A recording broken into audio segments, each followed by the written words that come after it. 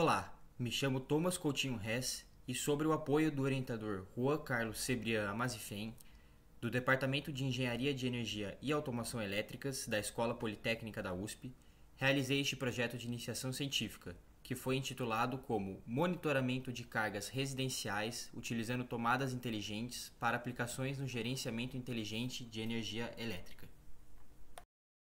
Introduzindo o projeto, a motivação principal por trás de sua realização vem do fato que está tendo um aumento da demanda de energia elétrica em escala global. Percebe-se que há cada vez mais incentivos para o uso de fontes renováveis de energia e o incentivo à adoção de práticas de eficiência energética.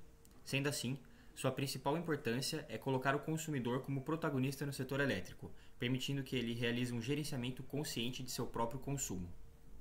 Com o objetivo de tornar a participação dos consumidores mais ativa no gerenciamento de sua própria energia, foram utilizadas tomadas inteligentes, que são dispositivos de medição de baixo custo capazes de monitorar em tempo real o consumo de tensão, corrente e potência do aparelho conectado.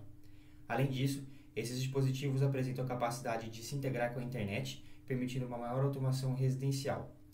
No fim, o objetivo principal dessa pesquisa foi avaliar técnica e economicamente o uso das tomadas inteligentes no consumo residencial.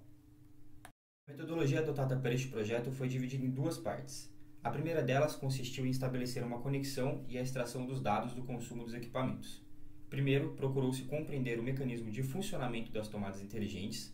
Após isso, estabelecer uma conexão com a rede local e acessar os seus dados através da plataforma de automação Home Assistant. Depois disso, extrair esses dados para o Google Sheets utilizando APIs. E, por fim, como manipular esses dados e construir gráficos de consumo, também chamados de curvas de carga, utilizando um código em Python. A segunda parte da metodologia consistiu em analisar os dados e realizar experimentos. Primeiro, foi realizada uma identificação dos diferentes padrões de consumo e algum agrupamento dos equipamentos em diferentes categorias.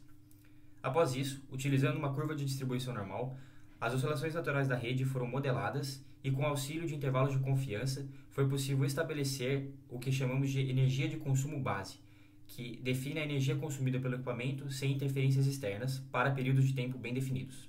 E, por último, foram realizados experimentos a fim de verificar o impacto de interferências externas no consumo dos equipamentos.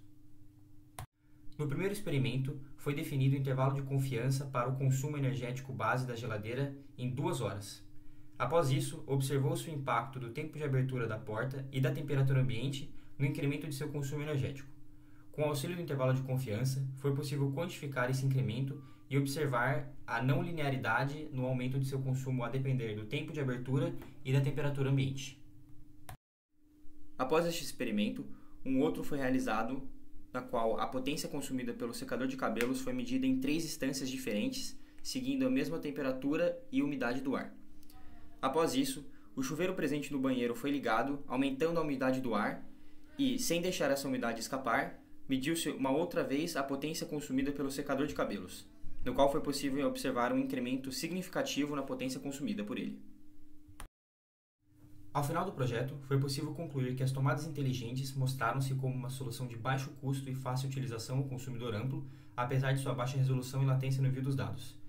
A análise feita a partir dos intervalos de confiança permitiu quantificar os dados trabalhados e a exibição em curvas de carga facilitou a sua compreensão.